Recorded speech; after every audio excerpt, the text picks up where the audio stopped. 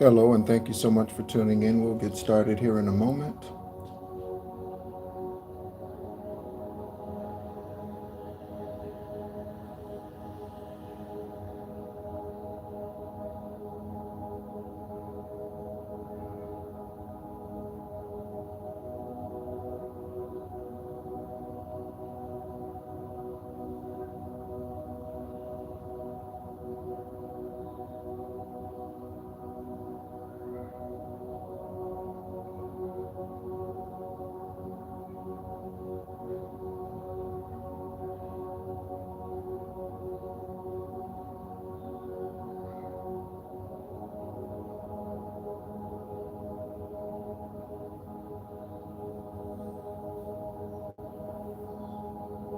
I hope you're doing well wherever you're tuning in from this morning.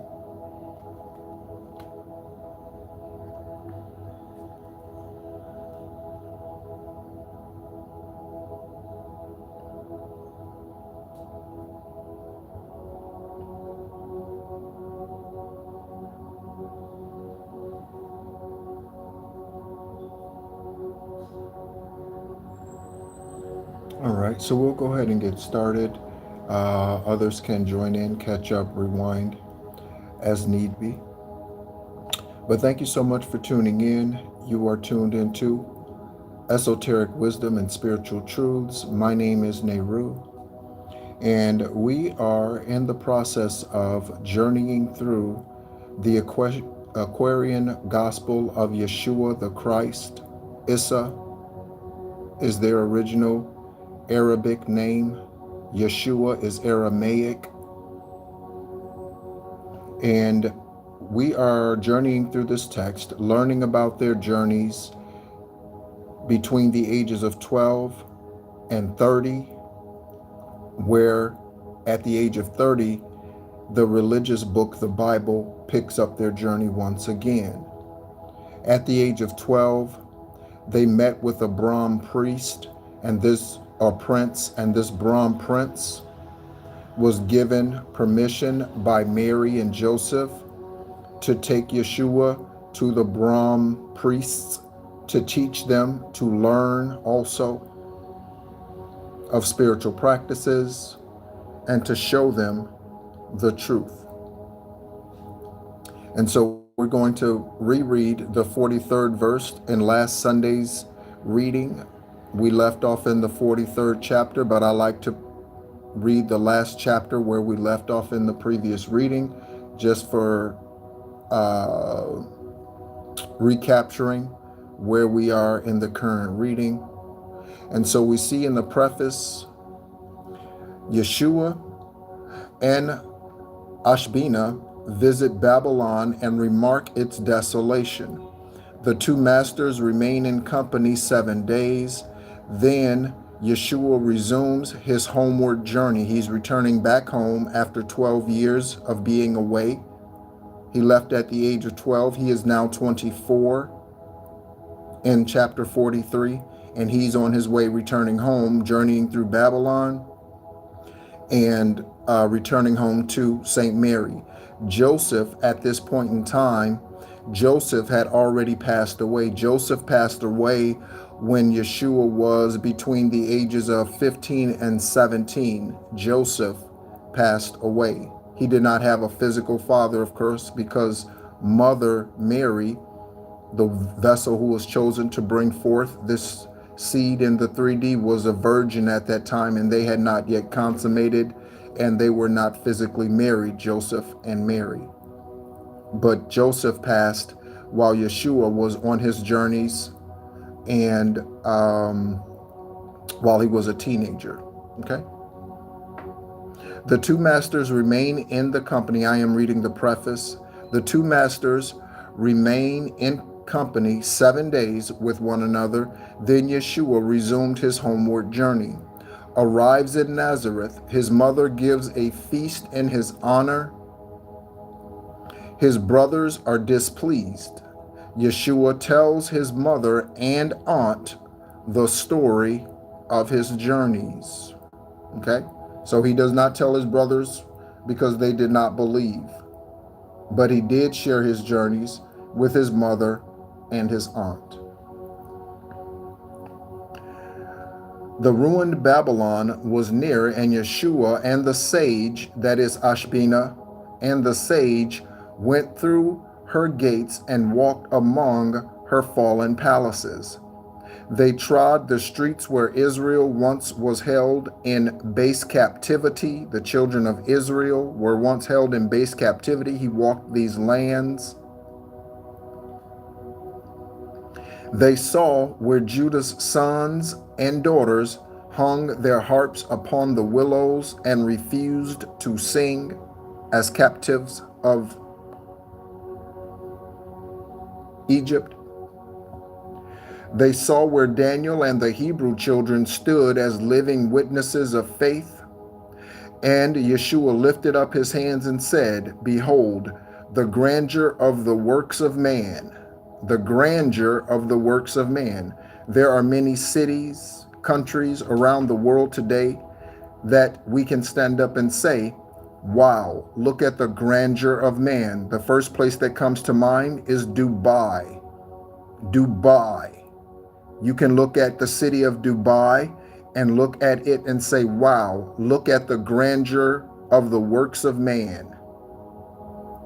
All their glorious buildings, all of the gold, all of the wealth, all of the financial, earthly things that so many people seek, so many people run after, so many lie, cheat, steal, kill, and destroy in order to get, in order to have, in order to be.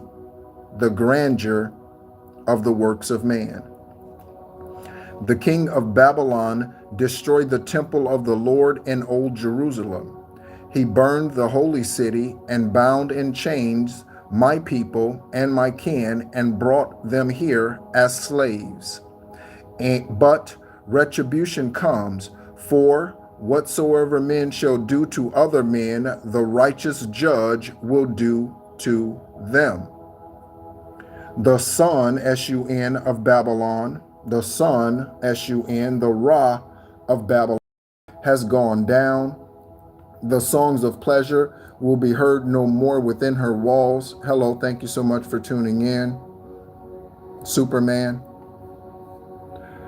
And every kind of creeping thing and unclean bird in these ruins find their homes.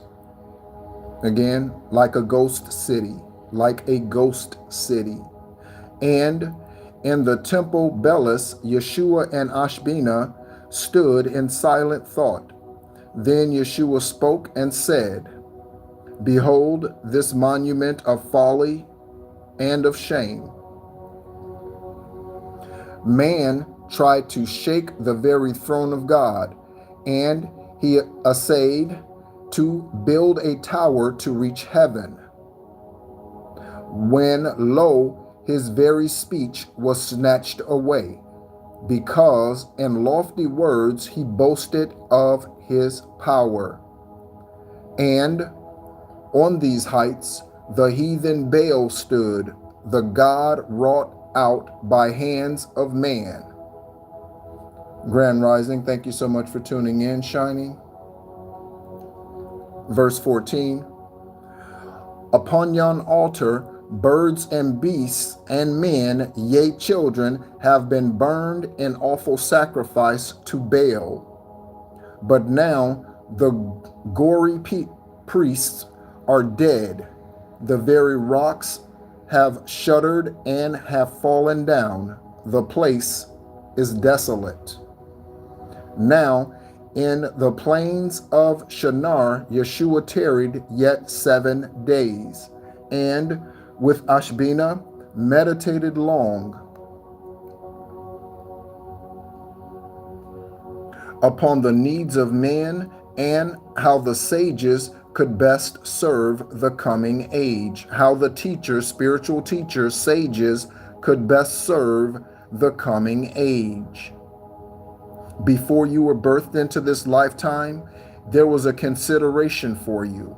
How could you best serve humanity and the beings that will be a part of your journey and a part of your lifetime, your existence here, how many years you have been given. We've all been given a measure of years. How could you best serve the coming age? Then Yeshua went his way, and after many days he crossed the Jordan to his native land. At once he sought his home in Nazareth. His mother's heart was filled with joy. She made a feast for him, inviting all her kindred and her friends. Also, let me give credit where credit is due. I did not do that at the beginning of this reading. This text was released in 1908, translated in the early 1900s, and released by Eva S.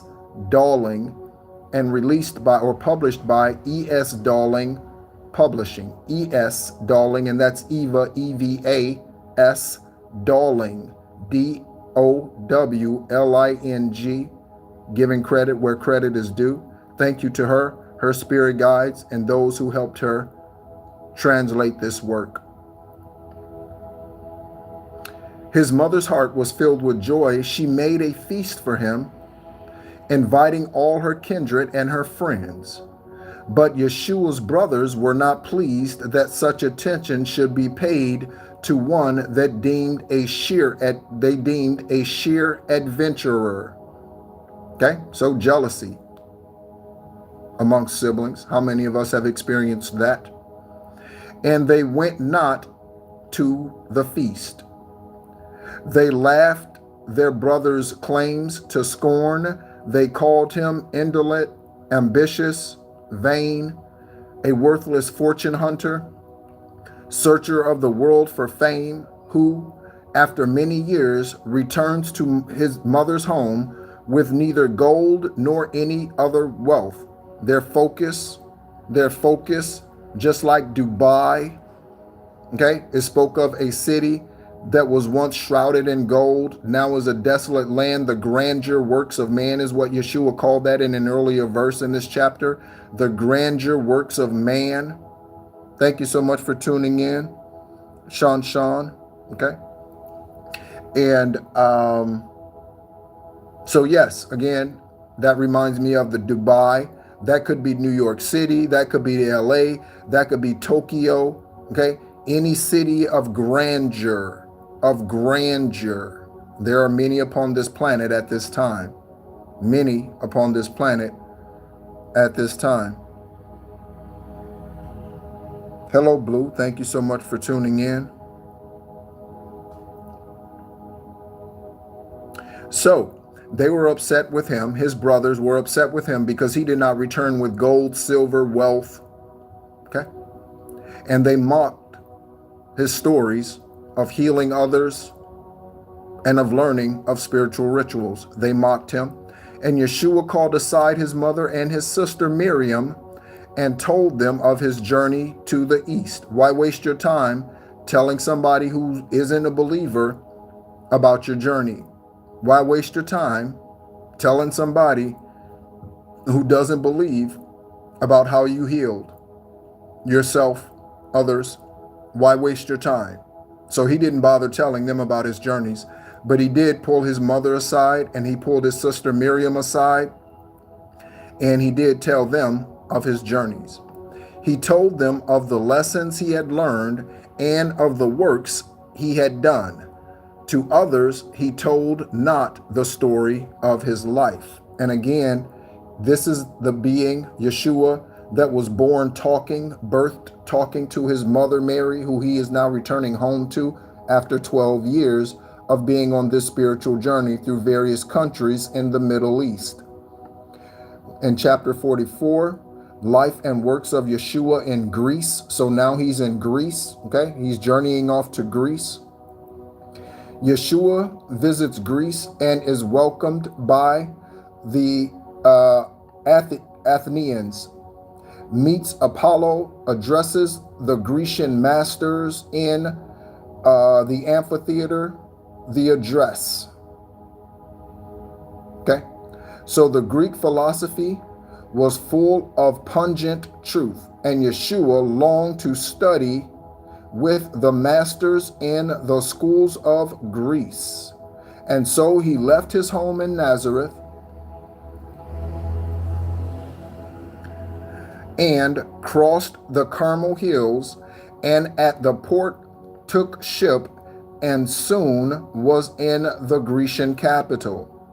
Now the Athenians had heard of him as teacher and philosopher, and they were glad to have him come to them, that they might hear his words of truth.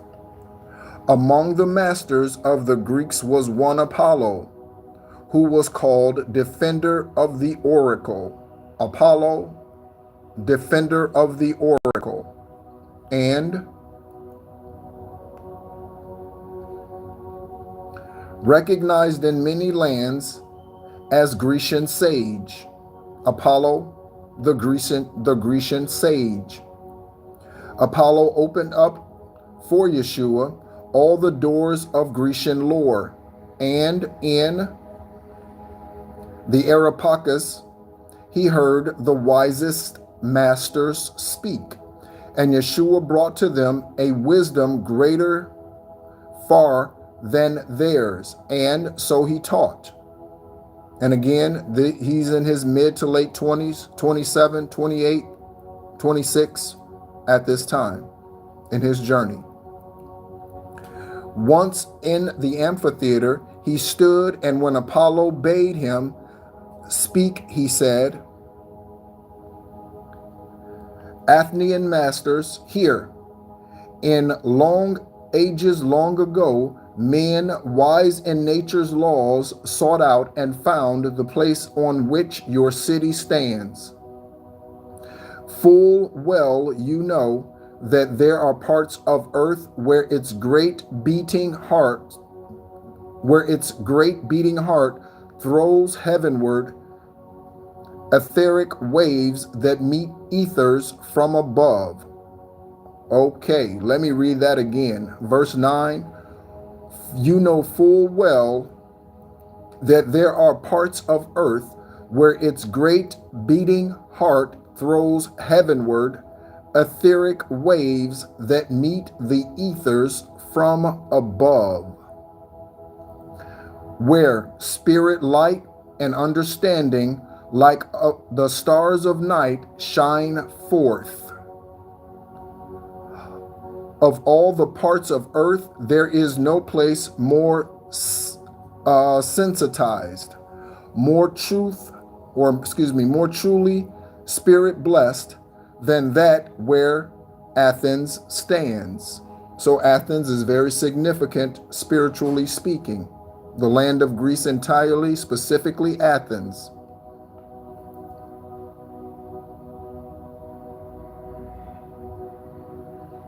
Yea, all of Greece is blessed.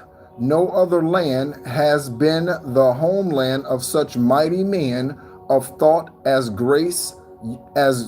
have graced or grace your scrolls of fame, hall of fame, wall of fame. A host of sturdy giants of philosophy, of poetry, of science, and of art were born upon the soil of Greece and rocked to manhood in your cradle of pure thought. I come not here to speak of science, of philosophy, or of art. Of these you are the world's best masters now.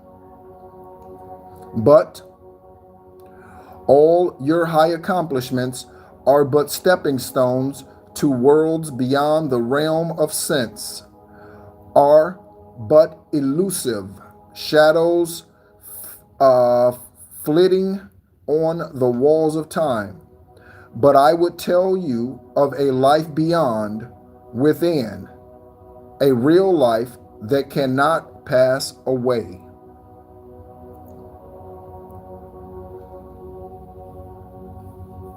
Verse 17 of the 44th chapter. In science and philosophy, there is no power strong enough to fit a soul to recognize itself. Meaning, science and philosophy could never alone, in and of itself, completely explain the soul of man, the soul of a being. Science and philosophy alone could never do this. This is why often those who are so earthly educated fail to recognize the truth about who divine source is, because they are so full of knowledge, the sciences and the philosophies, or to commune with God.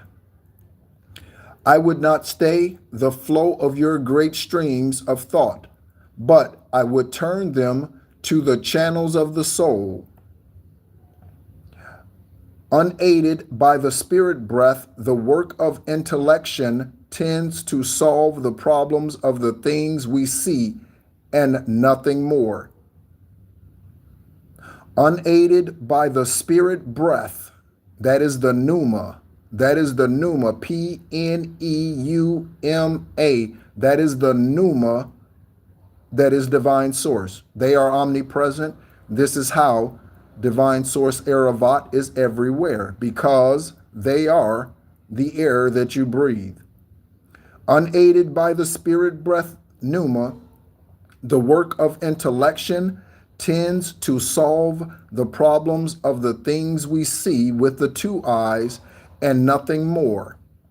The senses were ordained to bring into the mind mere pictures of the things that pass away.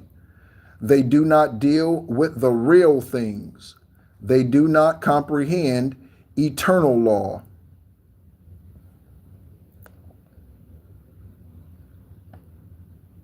But man has something in his soul, a something that will tear the veil apart, that he may see the world of real things. So the things that we observe with our two eyes are not the real things. One of the questions that I've been asking Most High recently, that's been in my spirit, is what is all of this for? And when I say all of this, I don't mean my own journey. I mean, what is it all for?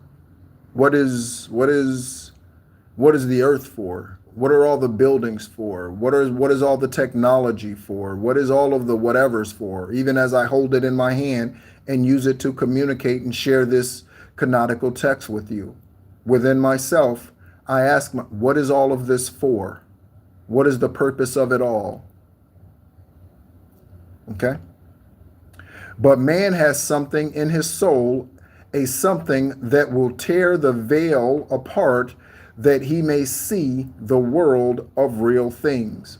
Verse 22, we call this something spirit consciousness. Okay? Spirit consciousness. I mention this phrase all of the time on the channel. On your spiritually conscious journey, getting on your spiritually conscious journey. 3 things are necessary: celibacy, meditation, and isolation or hermit mode. 3 things are necessary.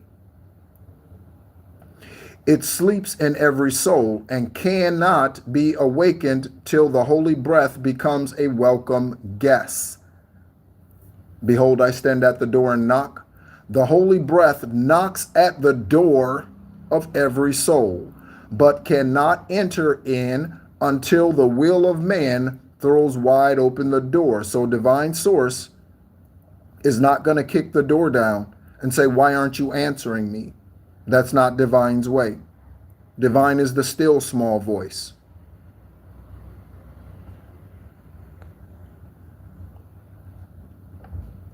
Verse 24, there is no power in intellect to turn the key, not that key.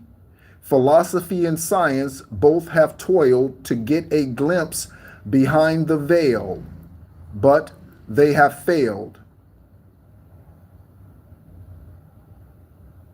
Hello, thank you so much for tuning in, Charlotte. Verse 25, the secret spring that throws ajar the door of soul is touched by nothing else than purity and life, by prayer and holy thought. That is meditation. Purity in life is celibacy. Meditation and prayer and hermit mode. Return, O mystic stream of Grecian thought, and mingle your clear waters with the flood of spirit life. And then the spirit consciousness will sleep no more, and man will know, and God will bless. When Yeshua had thus said, he stepped aside. The Grecian masters were astonished at the wisdom of his words. They answered not. Chapter 45. Thank you so much for tuning in, everyone. I hope your Sunday morning, afternoon, or evening is going well. I am here in Ho Chi Minh City, Vietnam. I've been traveling in Southeast Asia since May 5th, since 5/5 of 25. 5/5 is 25. I've been traveling in Southeast Asia since that perfect day. And when I say perfect, the perfect day for me to arrive. I hope you're doing well wherever you are, wherever you're tuning in from. This is the Aquarian Gospel of Yeshua the Christ, released in 1908. Thank you so much for asking, Charlotte. The Aquarian Gospel of Yeshua the Christ, released in 1908 by E.S. Dowling Publishing. Okay? Yeshua teaches the Greek masters, go with Apollo to Delphi, and hears the oracle speak. It testifies for him. He abides with Apollo and is recognized as the living oracle of God. Explains to Apollo the phenomenon of oracular speech. Okay? Oracular speech. Hello, Lakeisha. Thank you so much for tuning in. You're welcome, Charlotte. Thank you for asking. For many days, chapter 45, for many days, the Grecian masters listened to the clear, incisive words that Yeshua spoke, and while they could not fully comprehend the things he said, they were delighted and accepted his philosophy. One day, as Yeshua and Apollo is known as the great or the greatest Grecian sage, Apollo. And one day, as Yeshua and Apollo walked beside the sea, a Delphic carrier came in haste and said, Apollo, Master, come. The oracle would speak with you. Apollo said to Yeshua, Sir, if you would see the Delphic oracle and hear it speak, you may accompany me. And Yeshua did accompany him on this journey to hear this Delphic oracle. Verse 4, the masters went in haste, and when they came to Delphi, great excitement reigned. And when Apollo stood before the oracle, it spoke and said, Apollo, sage of Greece, the bell strikes 12, and the midnight of the ages now has come. The bell strikes 12, the midnight of the ages has now come. Within the womb of nature, ages are conceived. They gestate and are born in glory with the rising sun. And when the agic sun goes down, the age... Hello, thank you so much for tuning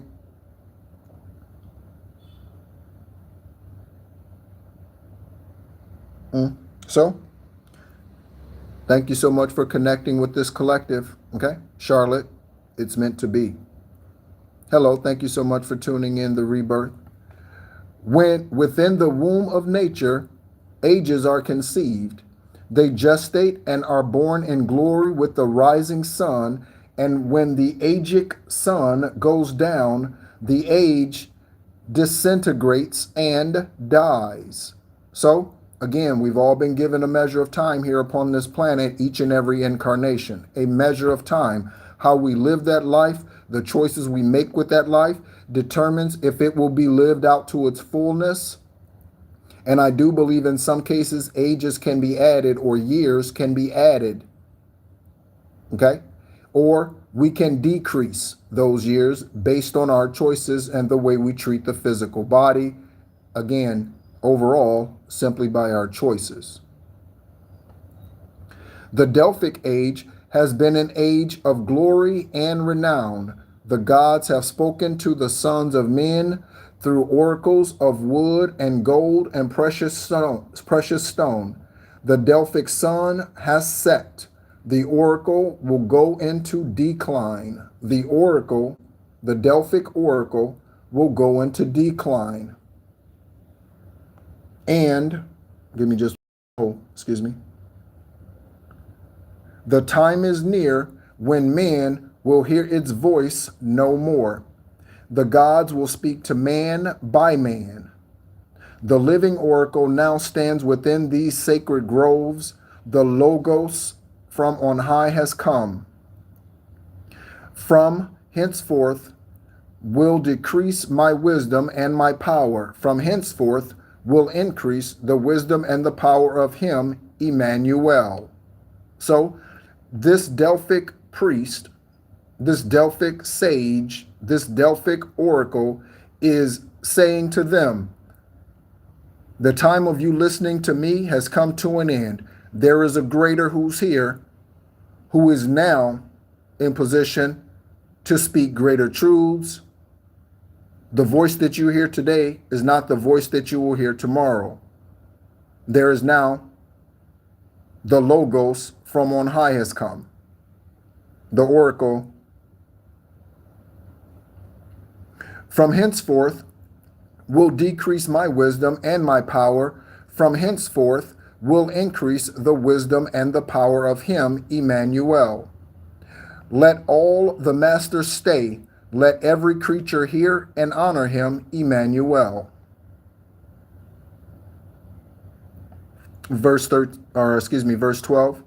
Let all the masters stay. I did read that. Okay. And verse 13. And then the oracle spoke not again for 40 days. 40 days. And priests, there's something about 40 days being the time of purification. Yeshua, desert, 40 days, 40 nights. Something about the number 40 that represents purity. That time of purity, 40 days, 40 nights, 40 hours, 40 weeks, 40, something about 40 when it comes to purity. And then the oracle spoke not again for 40 days, and priests and people were amazed. They came from near and far to hear the living oracle speak forth the wisdom of the gods. And Yeshua and the Grecian sage returned.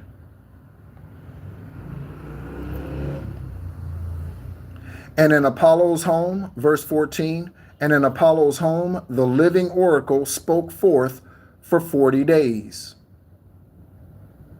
One day Apollo said to Yeshua as they sat alone, this sacred Delphic oracle has spoken many a helpful word for Greece. Pray tell what it is that speaks. Is it an angel, man, or living God? And Yeshua said, it is not an angel, man, nor God that speaks. It is the matchless wisdom of the masterminds of Greece united in a mastermind. It is the matchless wisdom of the masterminds of Greece united in a mastermind. The giant mind has taken to itself the substances of soul, and thinks and hears and speaks. It will remain a living soul, while masterminds feed it with thought, with wisdom, and with faith, and with hope. But when the masterminds of Greece shall perish from the land, this giant mastermind will cease to be, and then the Delphic oracle will speak no more, as the Delphic oracle had already said.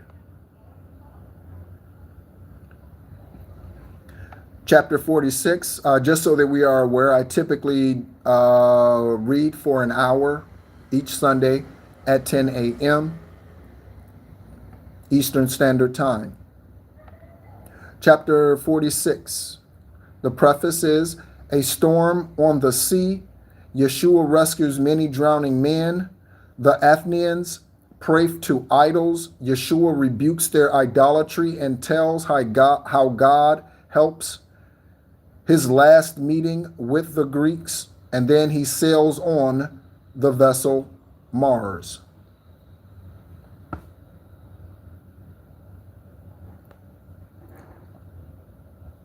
Oh, you're welcome, Charlotte. Okay, verse 1 of chapter 46.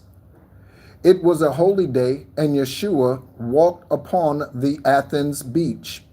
A storm was on, and ships were being tossed about like toys upon the bosom of the sea. The sailors and the fishermen were going down to watery graves. They were drowning, as we read in the preface. Hello, Trinity. The shores were strewn with bodies of the dead. Can you imagine? Can you imagine? The shores were strewn with bodies of the dead. Hello, Nico. Thank you so much for tuning in. And Yeshua halted not, but with a mighty power he rescued many, a helpless one, oft bringing back to life the seeming dead. Verse 24, or excuse me, verse 4. And verse 5. Now on these shores were altars sacred to the gods supposed to rule the seas.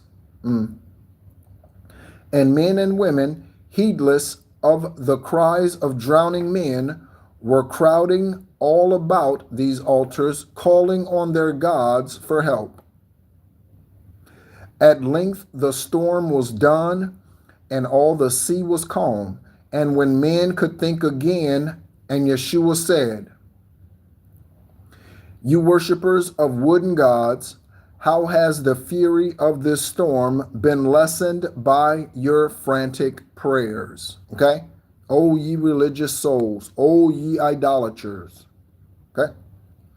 Where is the strength of these poor, weather-beaten gods with painted swords and crowns that you have created?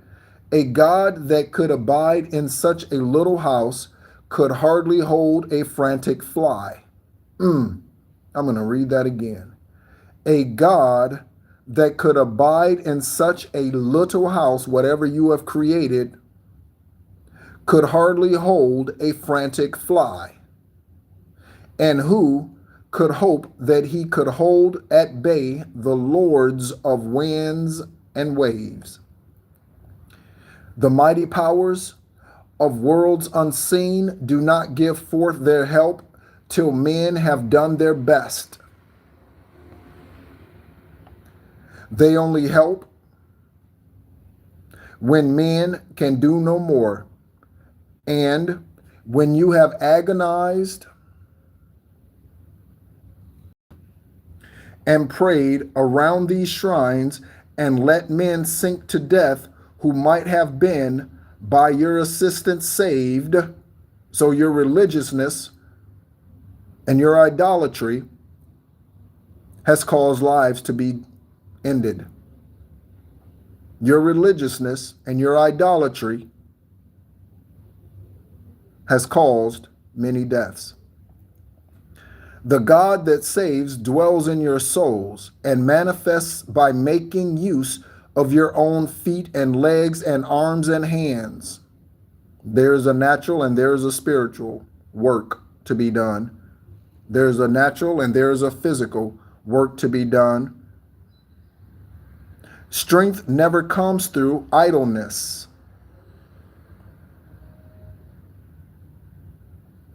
Strength never comes through idleness, nor through a waiting for another one to bear your loads or do the work that you are called to do.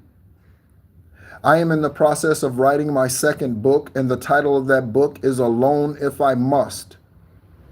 Alone If I Must. Okay? And so that speaks to this very verse here. Okay? Strength never comes through idleness, nor through a waiting for another one to bear your loads or to do the work that you are called to do. Alone if I must. But when you do your best to bear your loads and do your work, you offer unto God, unto divine source, a sacrifice well-pleasing in his sight. And then the Holy One breathes deep upon your glowing sacrificial coals and makes them ablaze aloft to fill your souls with light and strength and helpfulness. The most efficient prayer that man can offer to a God of any kind is helpfulness to those in need of help. For what you do for other men, the Holy One will do for you. You offer unconditional love, you will receive unconditional love from divine source. The physical part of that is walking away from those who do not appreciate your unconditional love. That is the physical part of things. If you just give unconditional love, the spirit part of you, but you do not use wisdom, and where you sow those seeds, you are stuck in the middle. And thus, God helps. His work in Greece was done, and Yeshua must go on his way to Egypt in the south. So he is on his way to Egypt. In verse 19, Apollo with the highest masters of the land and many people from the varied walks of life stood on the shore to see the Hebrew sage depart. That is Yeshua, the Hebrew sage. And Yeshua said, the Son of Man has been in many lands, has stood in the temples of a multitude of foreign gods, has preached the gospel of goodwill and peace on earth to many people, tribes, and tongues, has been received with favor in a multitude of homes, but Greece is of all them, or of them all, the royal host. Greece is the royal host.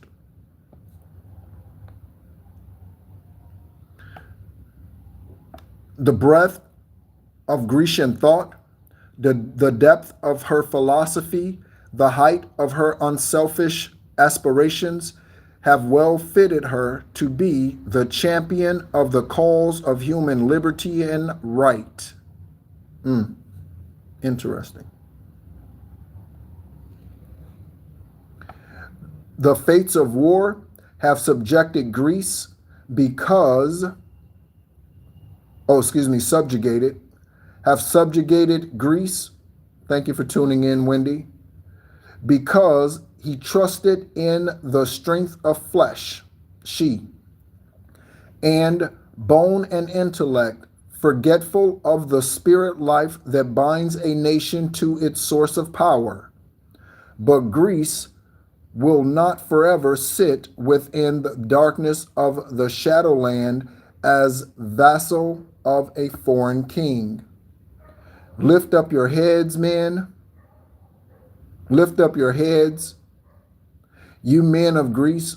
The time will come when Greece will breathe the ethers of the holy breath and be a mainspring of the spirit power of earth. But God must be your shield, your buckler, and your tower of strength. And then he said, farewell. Apollo raised his hand in silent benediction, and the people wept. Upon the Cretan vessel Mars, the Hebrew sage sailed from the Grecian port.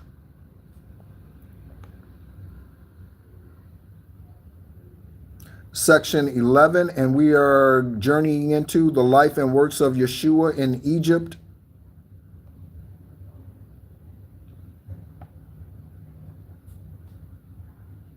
Yeshua, chapter 47. Yeshua with Elihu and Salom in Egypt tells the story of his journeys. Elihu and Salom praise God. Yeshua goes to the temple and Heliopolis, excuse me, I'm sure I'm mispronouncing that, and is received as a pupil, as a student, as a prodigy.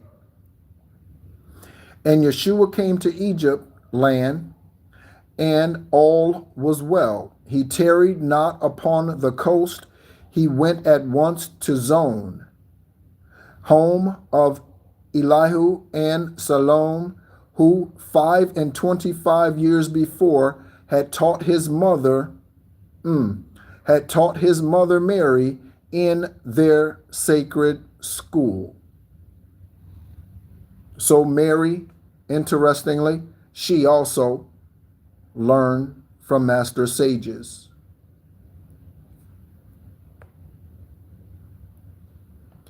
And there was joy when met these three.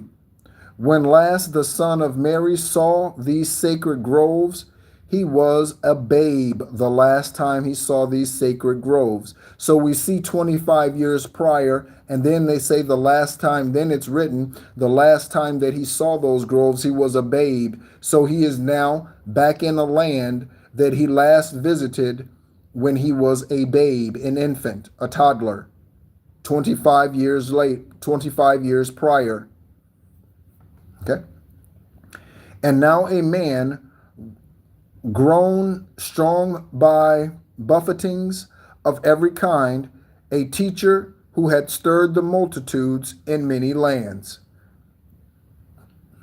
And Yeshua told the aged teachers all about his life, about his journeyings in foreign lands, about the meetings with the masters, and about his kind receptions by the multitude. Elihu and Salom heard his story with delight. They lifted up their eyes to heaven and said, O Father God, let now thy servants go in peace. Excuse me, sorry about moving the camera. Servants go in peace, for we have seen the glory of the Lord. So they felt like their life had come full circle. They taught his mother, and now her seed has now come forth, the promised one. And we have talked with him, the messenger of love and of the covenant of peace on earth and goodwill to men. Through him shall all the nations of the earth be blessed, through him, Emmanuel. And Yeshua stayed in Zon many days, and then went forth unto the city of the sun, that men call Heliopolis. There we go, Heliopolis.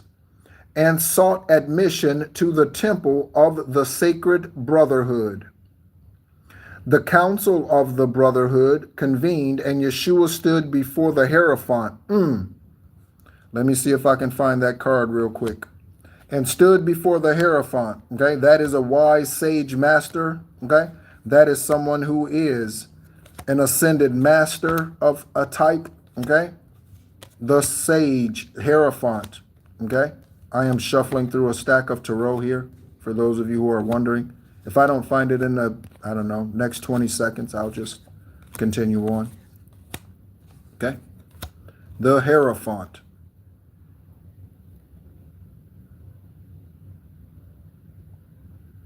The Hierophant.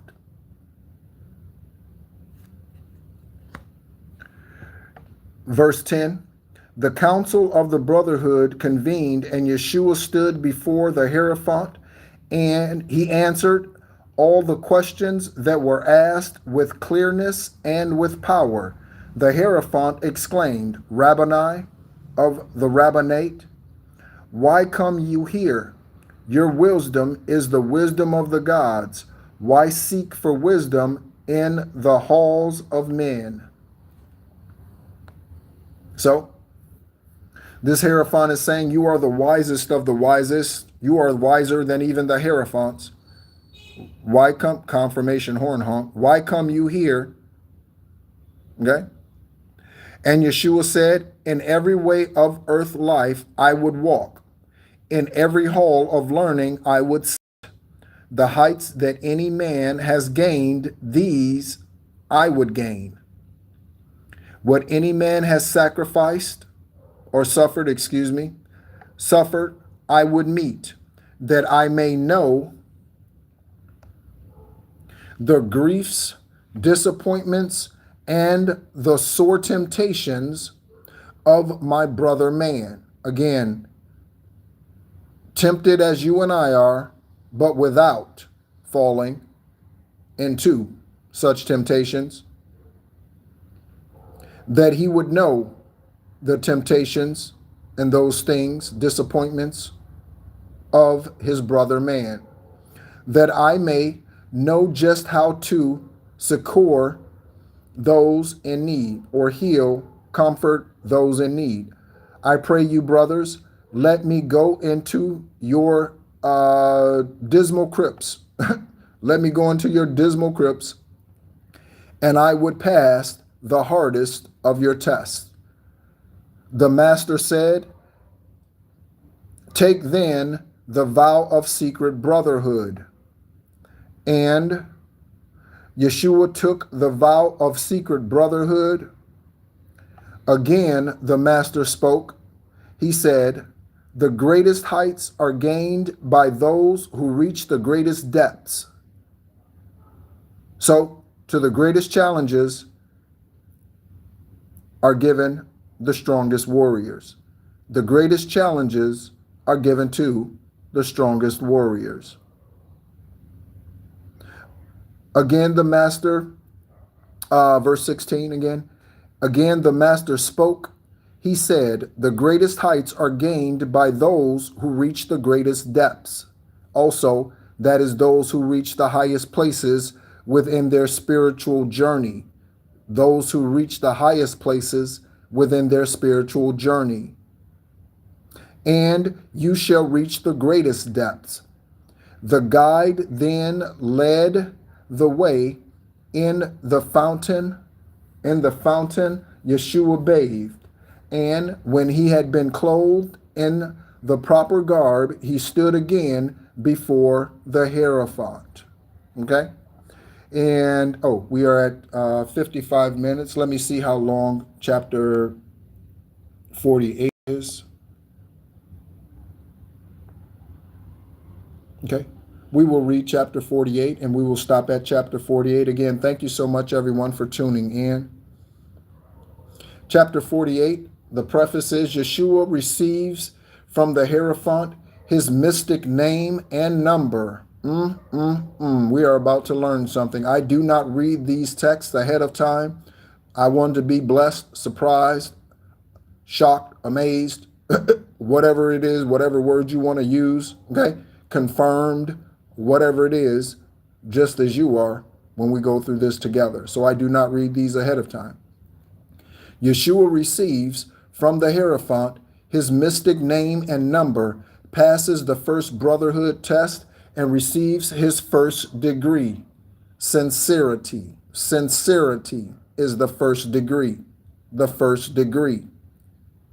The master took down from the wall a scroll on which was written down the number and the name of every attribute and character.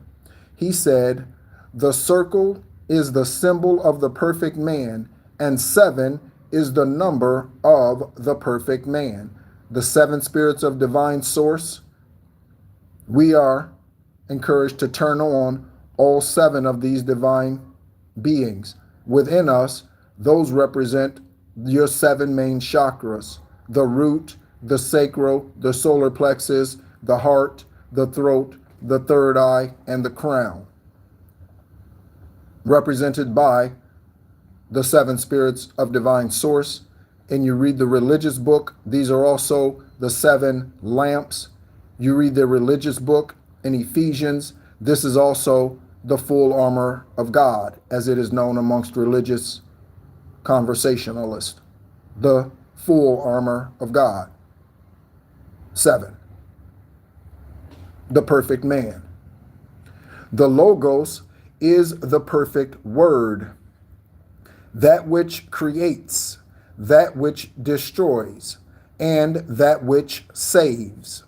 This Hebrew master is the Logos of the Holy One, the circle of the human race, the 7 of time. The 7 of time. And in the record book, the scribe wrote down the Logos circle 7, and thus was Yeshua known as the Logos circle 7. Logos circle 7. Where else have you ever heard this? Nowhere. Certainly not between Genesis and Revelation. The Logos circle 7, and thus was the name Yeshua known. Okay? The Master said,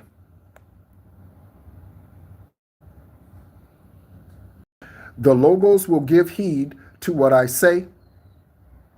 No man can enter into light till he has found himself. Go forth and search till you have found your soul, and then return. The guide led Yeshua to a room in which the light was faint and mellow, like the light of early dawn. The chamber, I'm glad that we decided to continue to keep reading. The chamber walls were marked with mystic signs and hieroglyphs and sacred texts. And in this chamber, Yeshua found himself alone, where he remained for many days. Again, solitude is absolutely necessary. That's one of the triangles: celibacy, meditation, and isolation hermit mode.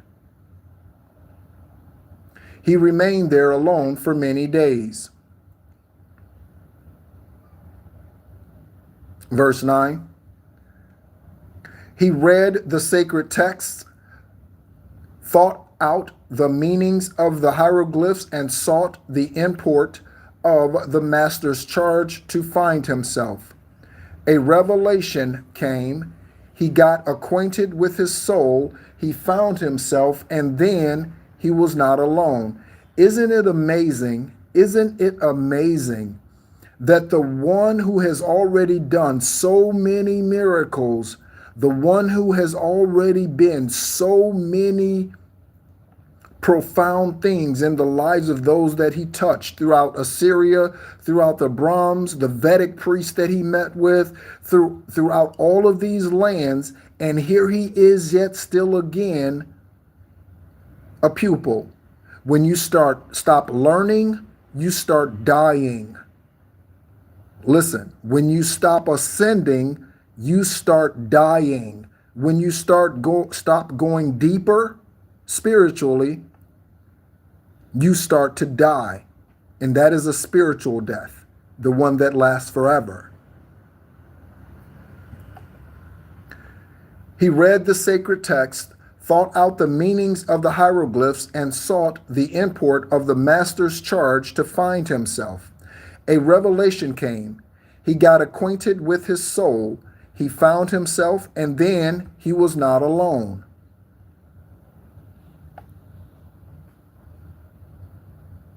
Verse 11, one night he slept, and at midnight hour, a door that he had not observed was opened, and a priest in somber garb came in and said, "My brother, pardon me for coming in at this unseemly hour, but I have come to save your life. You are the victim of a cruel plot. The priests of Heliopolis are jealous of your fame." This is interesting. "And they have said that you shall never leave this gloomy crypts alive."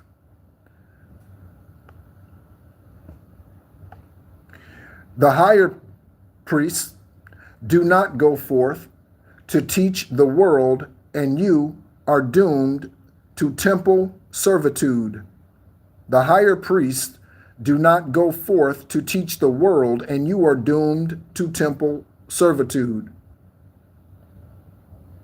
Okay? Now, if you would be free, you must deceive these priests, must tell them you are here to stay for life, and then when you have gained all that you wish to gain, I will return, and by a secret way will lead you forth that you may go in peace. Okay?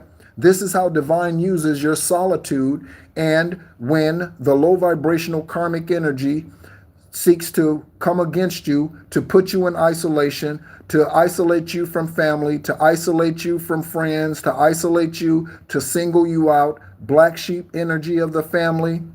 Okay? When they see, this is a way, and what I'm seeing here is how Yeshua's journey shows us how divine source can use even what was meant for harm for your good. See, Yeshua took advantage of this opportunity, and he alchemized this opportunity. We're going to see what happens. And Yeshua said, "My brother man, would you come here to teach deceit? Am I within these holy walls to learn the wiles of vile hypocrisy? Nay, man, my Father scorns deceit, and I am here to do his will. Deceive these priests? Not while the sun shall shine. What I have said, that I have said. I will be true to them, to God, and to myself."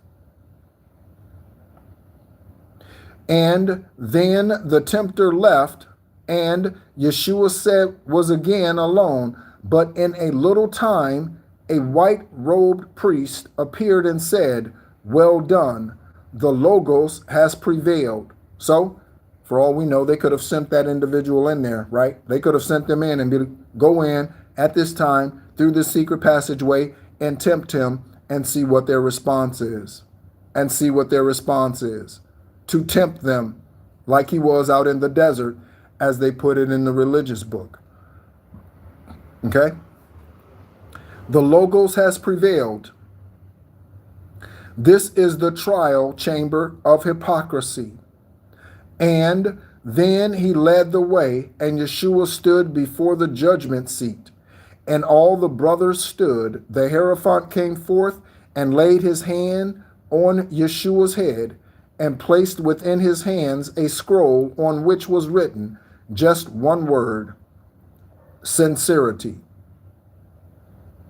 And not a word was said. The guide again appeared and led the way, and in a spacious room replete with everything a student craves was Yeshua bade to rest and wait. Okay? So he was allowed to go into this room, relax, sleep, rest, and wait for whatever the next part of his test of the brotherhood of the Hierophant was going to be. Okay? So thank you so much again for tuning in. Thank you so much for listening. And again, we will be back with more of this reading, journeying into chapter 49, where we will start with Yeshua passes the second brotherhood test and receives the second degree. The second degree is justice. Is justice. Okay? Thank you so much, as always, for tuning in. This is Esoteric Wisdom and Spiritual Truths. My name is Nehru. I am an esoteric guide, Gaia Beacon, Master Builder 33. That is a master teacher born on the 333rd day of the year this lifetime. Thank you so much for all of you that tune in. And as always, be encouraged.